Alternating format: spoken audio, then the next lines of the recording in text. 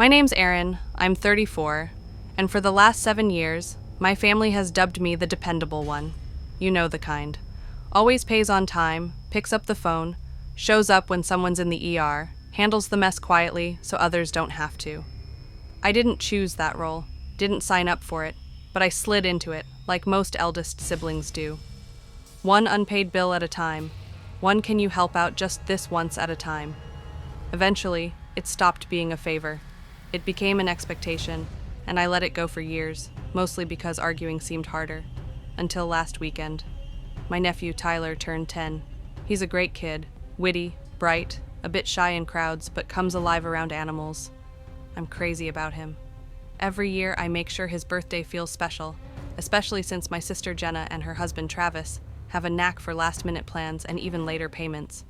Last year, they tried booking a venue days before the party. It fell through the night before. I stepped in, covering a backup indoor bounce house out of my own pocket, $1,600 to keep the kids from being let down. They never reimbursed me, didn't even send a thank you note. This year, I prepaid for another venue, a petting zoo Tyler had mentioned once. I remembered how his face lit up talking about alpacas, and I thought, why not? I also covered the cake, the food truck, the rented tables and chairs, none of which Jenna directly asked for, of course. She'd just text things like, "We'll need extra seating, can you handle it?" Or, "Food truck needs a deposit, should I give them your number?" I took care of it, not wanting Tyler to pay for his parents' disorganization. But something had been simmering inside me lately. A quiet, sharp awareness that I wasn't valued, just relied on. I think I knew, deep down, this party would be my breaking point. It started off fine. Kids were darting around the field, the animals were bleeding, and Tyler looked truly happy, which almost made it worth it. Almost. I kept to the sidelines, set up some tables, tipped the food truck driver extra, passed out water bottles. Then came the cake cutting. Everyone gathered near the deck where Jenna had set up a folding table for desserts. She wore one of those flowy, vibrant dresses, like she was posing for a social media highlight reel. Travis lounged behind her, smirking, sipping from a plastic cup, acting like he'd earned his place there. Jenna sliced the cake, handed pieces to the kids, then turned to me with a stiff smile. "Here," she said, passing me a slice. "It's the least I can do since you're always buying your way into being the favorite." I froze. "What?" She gave a hollow laugh. "You know, throwing money around doesn't make you special, Erin. You're just the family ATM." Travis snickered, like she'd just dropped a brilliant line. "It's true, man. Gotta say it's handy. You always ride in to save the day." I stood there, holding that ridiculous plate of cake, staring between them. My mom was nearby, arranging napkins. She glanced over, catching enough to understand, and muttered without meeting my eyes, "Drop it, Erin. Not worth it. Not today. Drop it." The same phrase I'd heard when they borrowed my car and brought it back with a dented fender. When they accidentally used my credit card to buy a $900 tablet for Tyler's school. When Travis got fired, again, and I co-signed a private school loan because Tyler deserved better. I looked at the cake, then at the gift table where a thick white envelope sat. My envelope. Inside was a certified check, the final payment for Tyler's next semester at that private school. They hadn't thanked me. They hadn't even told Tyler it was from me. I overheard Jenna telling someone it was a family contribution. I set the plate down carefully, walked to the gift table, and picked up the envelope. "What are you doing?" Jenna asked, half laughing, half bewildered. I didn't shout. I didn't cause a scene. I just said, loud enough for her, Travis, and anyone nearby to hear, "Good luck with next semester's tuition. I just voided the payment." Her jaw dropped. "What?" I turned and started walking. "You can't do that!" she yelled, a hint of desperation in her voice. "Erin, you promised." "I never promised," I said, not looking back. "You assumed. There's a difference." I was halfway down the dirt path when I heard heavy footsteps behind me. I didn't need to turn to know it was Travis, and I knew without a doubt, whatever he was about to say wouldn't be an apology. He caught up near the fence, panting slightly, face flushed. "Hey, come on, man. Don't do this. We're family." I stopped at the word family, the word they tossed around like a Band-Aid, meant to cover every slight, every manipulation, every broken commitment. I turned slowly. Travis stood there, hands on his hips, trying to look like he was about to give a friendly pep talk. I could see him trying to inflate himself, shoulders back, chin up, the the same way he'd looked when he cornered me at Christmas to ask for a quick loan that turned into 15 grand. He wasn't angry yet, just desperate enough to act like we were allies. "Look," he said, lowering his voice like we were in on something together. "I know Jen gets sharp sometimes, but you know how she is when she's stressed. It's not personal, man." "Not personal," I repeated, raising an eyebrow. "She called me an ATM. She was kidding." "Number you laughed because you agreed?" He opened his mouth to argue, but I stepped closer, not threatening, just enough to make him shift back. "You think I don't see it?" I asked. "How you only reach out when you need something? How you talk about me like I'm some emergency fund for when you screw up?" His face flickered. The easygoing act slipped for a moment. "That tuition payment," I continued. "I made it last week. Then I canceled it before I left the party. The school's been notified.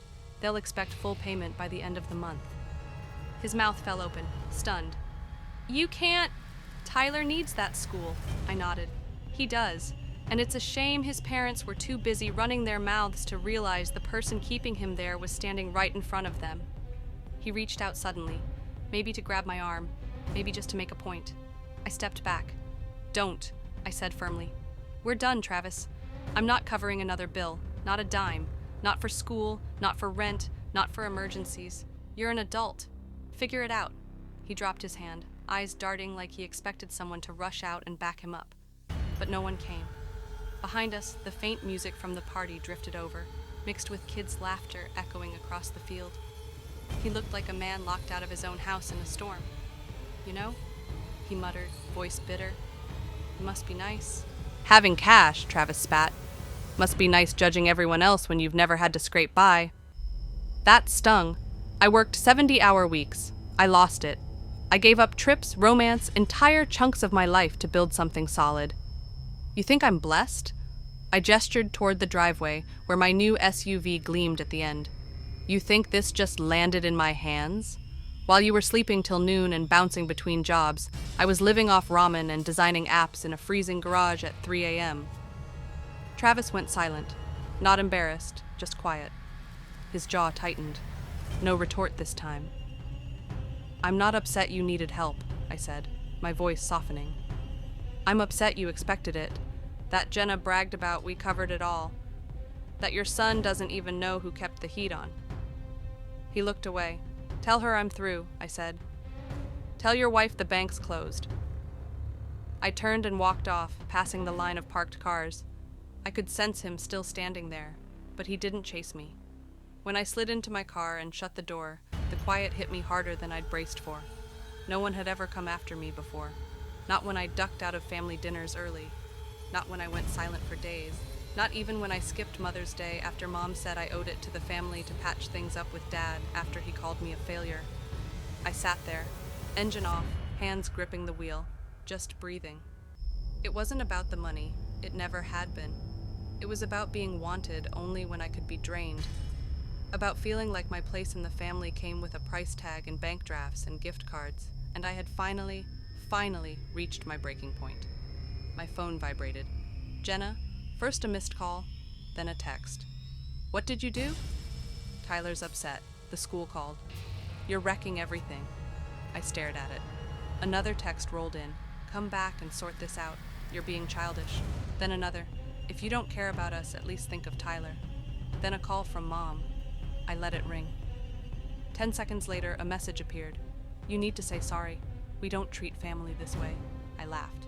Out loud, alone in the car. I typed back, "Exactly." I hit send, turned the key, and drove away from the party I'd funded but was no longer welcome at. I didn't know what was next. I knew they'd freak out, that there'd be voicemails, guilt trips, maybe even an unannounced visit or two. But I was done playing along, and I hadn't even gotten to phase 2 yet. By the time I rolled into my driveway, the sun was nearly gone. The sky had that strange peach-purple glow that made everything look softer, like the world was trying to smooth over my chaotic day. I parked in silence, engine ticking down, and just sat there, phone still glowing in my hand. More missed calls, a few voicemails, one from Jenna, starting with a fake calm "let's talk" and ending with a sharp "you're unreal." Another from Mom, long and heavy with guilt, preaching about how families don't tally debts. I didn't erase them. I didn't even play them all. I just closed the app, tossed my phone into the center console, and locked the car. I wasn't ready to go inside yet. My place was nice, quiet, tidy, mine, but the silence indoors felt denser than usual. It always did after family gatherings. The clamor would fade, and I'd be left with that familiar pang, the one that murmured, maybe I wasn't made for all that noise and connection, that maybe I was only there to keep the gears turning. But today, for the first time, the pang felt different. It felt raw. I took the scenic route around the house, cutting through my backyard instead of the front door. I'd fixed it up myself a few years back, laid the pavers, built a small patio, hung soft solar lanterns that blinked on as the light faded. I grabbed a glass of water from the outdoor faucet, sank into one of the wooden chairs, and listened to the breeze for a while. I thought about Tyler. I really did. Not Jenna, not Travis, not even Mom, just Tyler. That kid deserved better guardians, but more than that, he deserved honesty, not some polished lie they spun to make themselves look better. He was sharp. He'd piece it together someday. I just hoped he wouldn't be too bitter when he did. Eventually, I got up and went inside. That's when I opened the desk drawer in my study and pulled out the second envelope, the one Jenna and Travis didn't know about, the one I'd prepped after they forgot to pay me back for the last emergency, when Tyler sprained his wrist and they claimed their insurance had lapsed. Inside were receipts, agreements, and a clean spreadsheet logging every cent I'd spent on their family since 2019. It covered everything: tuition, medical bills, party venues, car fixes, groceries, even the motel I booked for them during a flood evacuation they didn't acknowledge. Total, $61,437.88, give or take a few pennies. But that wasn't the key part. The key part was the email I'd set to send that morning. Not to them. No, that would have been too simple. It went to the school's bursar, the scholarship coordinator, and an old grad school buddy who now sat on the school's advisory board. The email calmly stated I was no longer tied to Tyler's tuition, but was worried he might struggle academically due to his parents' financial misstatements. It offered to provide a detailed record of my past payments and contact info for someone who could confirm the situation. That friend. He'd already responded hours before the party even kicked off. Thanks for the tip. This clears up a lot. I'll talk to the coordinator. Also, damn. They really pulled this on you. I shot back a smiley face and a line. Long tail. Coffee's on me next week. I didn't want to hurt Tyler. That wasn't the point. But if Travis and Jenna were going to keep acting like the world owed them for their mistakes, someone had to disrupt the cycle. I couldn't keep bailing them out while they taught that kid to do the same. So I took the envelope, scanned it all, and saved it to a cloud folder labeled "For When They Twist the Truth." I didn't know when I'd need it, maybe never, maybe tomorrow. But it was there, and it felt like a shield. The next day, the chaos really broke loose. Jenna showed up at my house around 11 a.m., uninvited, naturally. I spotted her from the upstairs window before she even hit the doorbell. She was pacing on the porch, like she couldn't decide whether to yell or beg. Eventually, she knocked. I waited 5 seconds, then 10, then opened the door slowly. Her face was a mess of emotions: shock, pain, anger, and buried beneath it all, fear, real fear, the kind that only surfaces when the backup plan is gone for good. "Aaron," she started, her voice shaky, like she was trying to shrink herself. "Please, we have to talk." "I don't think we need to," I said as Jenna stepped closer. "The school's been calling," she said. "They're talking about canceled payments, financial aid being rejected. What did you do?" "I told them the truth," I replied, "that I'm not his parent, that I've been covering his costs out of duty and guilt, but I'm not responsible for your lives anymore." She stared, speechless. "You can't just walk away." "I already have." Her eyes welled up. "What about Tyler? You're hurting him because of us." "No," I said, voice steady. "I'm showing him what responsibility looks like." Her face shifted, anger flaring. "You think this makes you noble?" "I think it makes me free." She opened her mouth to argue, but I cut her off. "Jenna," I said, "go home. And tell Travis. This was just step one." Then I shut the door. For 3 full days, I heard nothing from Jenna or Travis. 3 peaceful days of calm. No buzzing phone, no guilt-tripping messages, no fake apologies or desperate pleas using Tyler as a shield. Just quiet. I took long walks, made dinners I could actually savor, slept deeply. For the first time in years, I wasn't waiting for someone else's crisis to crash into my life. Then, on the fourth day, a voicemail from Mom. "Aaron, I'm coming by tomorrow. We're talking about this. I won't let you break this family apart." That's when I knew it was time for step 2. Step 2 wasn't loud or theatrical. No shouting, no slammed doors. It was just precise. The next morning, before Mom arrived, I compiled every financial record I had. Wire transfers, voided checks, agreements, even old texts where Jenna sent Venmo requests marked urgent or just this one time. I organized it all in a sleek binder. Then I pulled out another envelope. This one was addressed to my attorney. Inside was a notarized document I'd prepared a year ago, when I first sensed I'd need to shield myself someday. The document formally withdrew my financial support for any extended family member and stated no further payments would come from my accounts on anyone's behalf, just in case things escalated. It also included a formal notice. As of that date, I was stepping down as executor of the family trust Dad had appointed me to manage, because, shockingly, they still expected me to handle family assets after everything. No more. I texted my attorney to confirm delivery. He replied, "Good call. About time." With everything filed and sent, I waited. Mom showed up at noon. She didn't knock, just walked in like always. That was the first thing I noticed. How normal it felt. How routine. She breezed in like I was still a teenager, here to be told to tidy my room or help with dinner. But when she spotted the binder on the kitchen counter, her expression shifted. "What's this?" I nodded toward it. "Every cent I've spent since 2019. Itemized. Receipts attached. Thought it might help our talk." She flipped through a few pages, brow furrowed. "Why are you doing this?" "Because you said I was tearing the family apart. I figured we should start with the facts." She shut the binder and gave me that weary mom sigh, the kind that implied I was overreacting, ungrateful. "You're missing the point," she said. "It's not about money. It's about love, about supporting each other." I chuckled. "Is that what this is? Love? Aaron, if this is love, I'm done with it." She sat across from me, her face tightening. "You've always been the reliable one, the one who could handle things. That's why we depended on you. You make it look effortless. Maybe we didn't say thank you every time, but that doesn't mean we didn't value you." "That's the issue," I said, calm but pointed. "You didn't forget to say thank you. You decided it wasn't necessary anymore." There was a long silence. She didn't argue. "I'm not going to ruin my life so you all can dodge fixing yours," I said. "I love Tyler, but Jenna and Travis? They went too far." Mom shook her head slowly. "So what? You're just cutting us all off?" I leaned forward. "Number, I'm taking back my life, my time, my money, my peace. If you need something, ask. I'll consider it. But the days of me being the invisible fallback, they're done." She looked like she wanted to push back, but she didn't.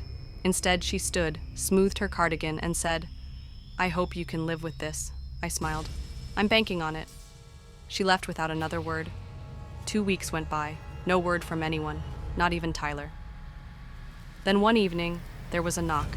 Not Jenna, not Travis. Tyler. 10 years old, school backpack on, standing nervously on my porch. "Hey," he said. "I don't think I was supposed to come." I crouched to his level. "You're always welcome here, kid. What's going on?" He paused. "They're fighting a lot.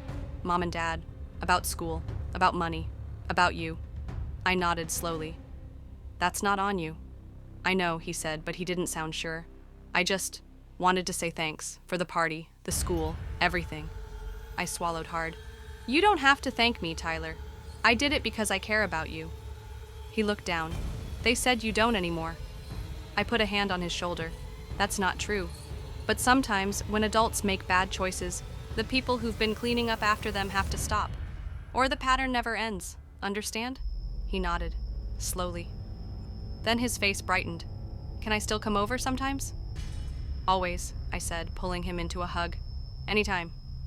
That night, we made spaghetti, watched a classic movie, played cards until his mom called, looking for him. Her voice was clipped, just told me to send him home. I did, but not before slipping a small envelope into his backpack. Inside was a prepaid gift card with a modest balance and a note. "For books, art stuff, whatever you want, not for your parents, just you." I didn't hear from Jenna after that, but I didn't need to. Over the next few months, things changed.